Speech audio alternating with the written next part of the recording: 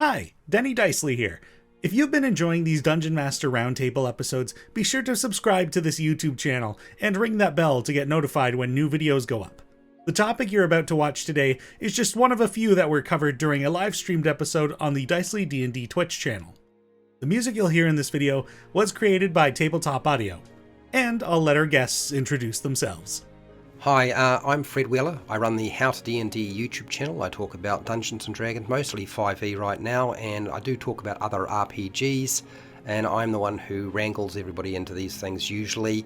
Hi, I'm Logan. I am one of the players in the Play Dicely D&D campaign, and off of Twitch and YouTube and stuff, I DM a home game that Denny used to be a part of. I'm Jordan with Flutes Loot. My wife and I, Opal, do a YouTube channel for D&D variety topics, as well as our website, flutesloot.com.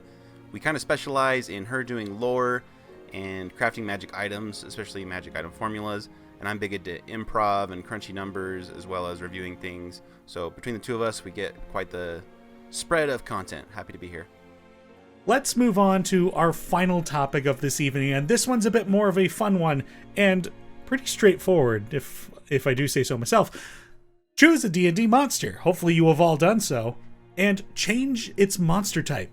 Tell us about your creation. Who would like to go first? Normally I'm a bit more, I give it to somebody, but go ahead, Jordan. Yeah, so two came to mind with this question. One was taking beasts and making them constructs, almost like Horizon Zero Dawn. And so, bringing that up again, I took beasts like, T-Rex, giant eagle, giant alligator, and made them all machines with weak points and parts that could be used for arcane magic, but really it was like tech-based stuff, They had a battery that could supercharge something. And that was a lot of fun to work with.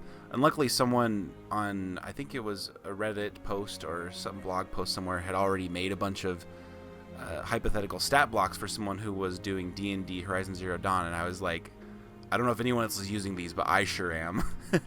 And those were a lot of fun.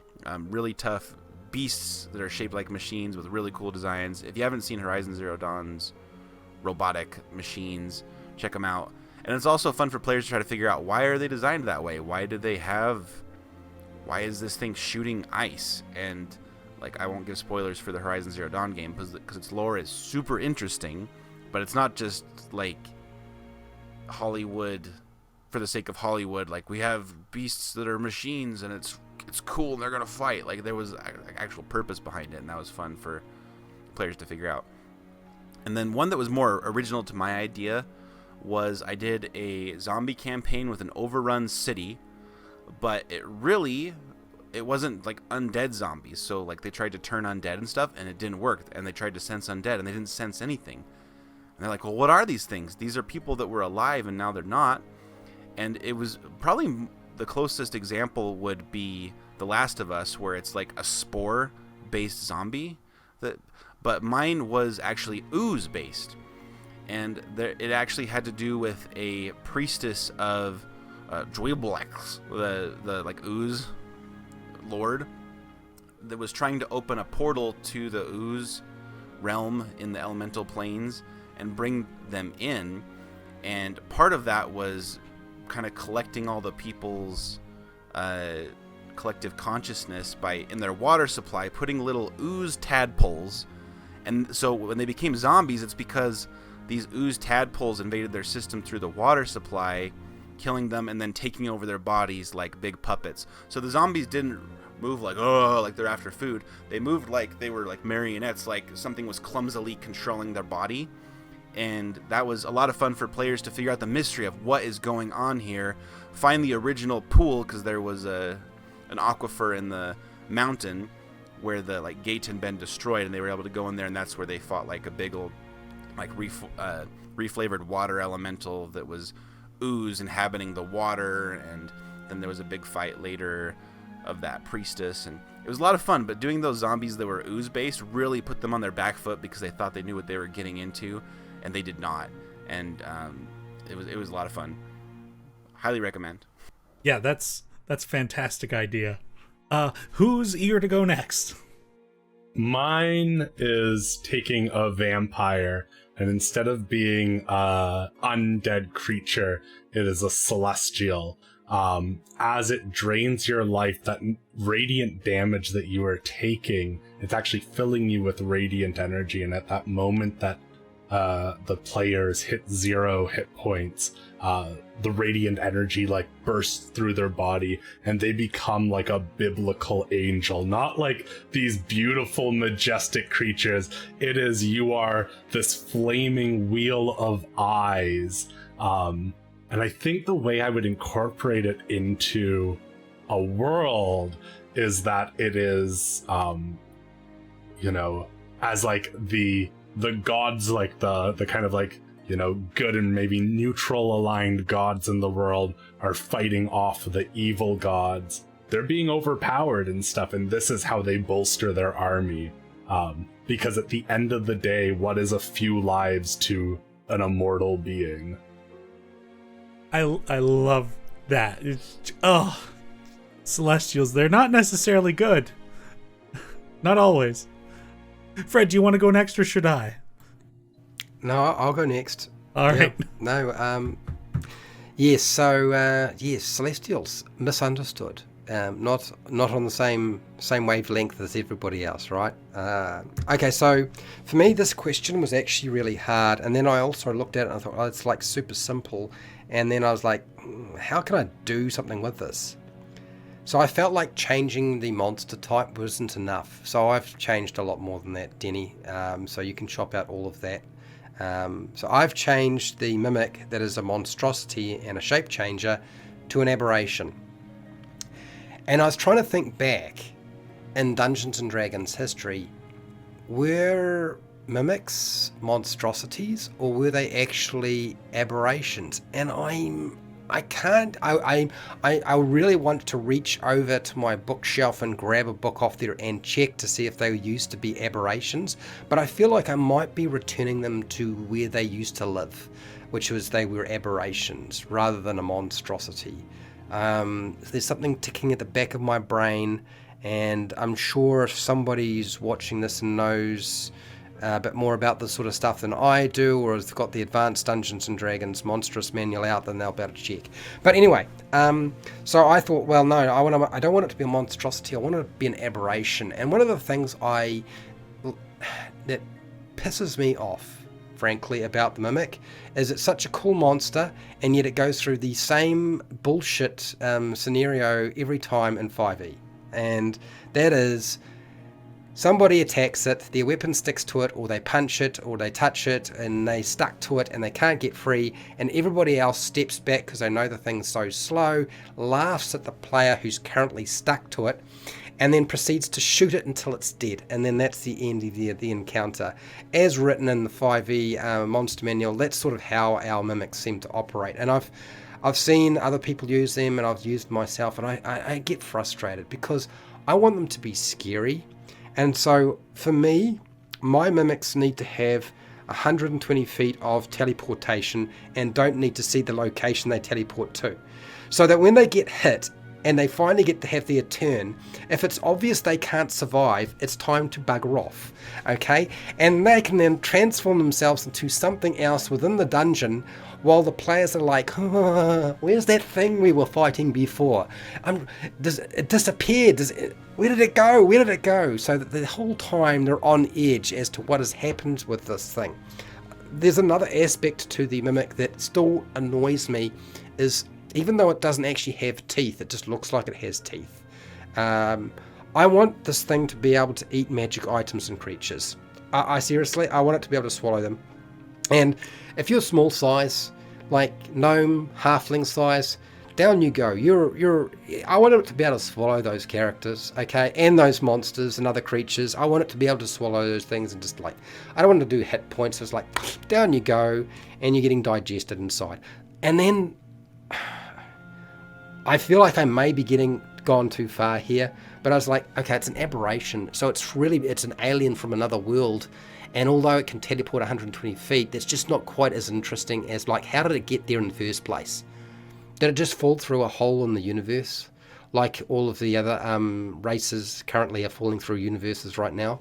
And I'm like, okay, well, no, I feel like it needs to have plane shift at least once a day, you know. I want it to be able to bug out completely if it needs to, you know, and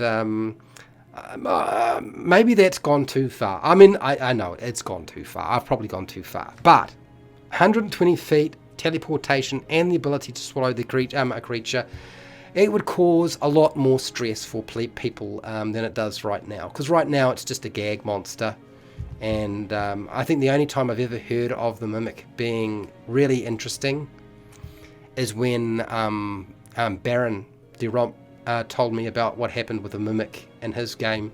And somebody had disguised the door as a locked, padlocked iron door. And they were all trying to undo all the padlocks as they're running out of oxygen in this chamber, and they all perished because they didn't realize it was just a Mimic, and they were trying to undo all the padlocks. This is the only time, and I feel like that is DM, like, definitely DM suckage in terms of a strategy. But I feel like there needs to be something happen with the Mimic, and a monstrosity just doesn't cut it. I feel like it is an aberration. It needs to be an aberration, and it needs to have those, at least the ability to teleport and to swallow things, because don't you want that? I know I want that. I must be strange. Nah, I think that's new canon in my brain. Like, teleportation and swallowing small creatures. That's part of the stat block now in my eyes. Wow. Love it. The plane shift is terrifying, though. I love it. Sorry, Logan. A Mimic's going to come up soon in the campaign now. The creature I took and changed its creature type. We've touched on some constructs. We touched on some celestials. And I'm taking the Sphinx and turning it into a construct. Though it is going to appear very different from its original form. Essentially, I've even given it a name. I'm calling it the Lock. It is a mechanized sentient dungeon that is protecting ancient lore or magical weapons, what have you. And essentially this AI is taking whoever finds this place through its dungeon to deem whether they are worthy to get into the vaults of wherever this place is. The walls are all machinery, gears turning, like pipes steaming. Though I don't want it to, you know, I still feel like it should be a creature per se. So it's like within the confines of this dungeon, you know, either it's like some sort of magic mouth that kind of follows them around, or an actual mechanical lion-like creature that like just emerges from the walls and like swims through the dungeon essentially. Like there is something there to interact with, but the dungeon is now this monster. It's a death trap, you know, kind of still as Sphinxes, you know, they've got no compunction with, you know, killing anybody who isn't deemed worthy to get through. And I visualize it like, you know, casting spells through like, kind of like lair actions, you know, like just a swinging blade comes down from the roof, a pipe bursts, and there's a steam attack to represent us one of its spell castings. But then my mechanical brain's like, I also got to remember there's got to be a point to attack, because I don't want them just attacking the walls. So it's an interesting thing to think about, you know, this living dungeon is what was a Sphinx in the monster manual. Yeah, so that's the idea I came up with, and I could see it, you know, teleporting through the planes, through time, whoever happens to stumble upon it, you know, this is a thing of like legend. It's very puzzle trap like in its formation. It's also got a sort of a maze element to it as well, which it even feels a bit like the Trojan horse. You know, it's got a lot of those elements to it. I think Wally DM would be very pleased by your response, and it will probably make it his way into his second book. I'm only kidding. He's probably he wouldn't do that. I'll have to let him know. I'm stealing that Mimic for sure. The best thing I ever did with a Mimic was made it a boat, like a giant ship. That is a good one. I remember that boat, Logan. And that was the final topic covered during this live stream, a fun little monster swap type challenge kind of scenario. Thank you for being here through all these videos, and be sure to check out the channels of our guests. You can find links to their channels down in the description below. And be sure to subscribe to the YouTube channel here, and if you want to join us live when we do these live streams, head on over to twitch.tv/Dicely DnD and leave a follow to get notified when we go live. And until next time, may you always play Dicely.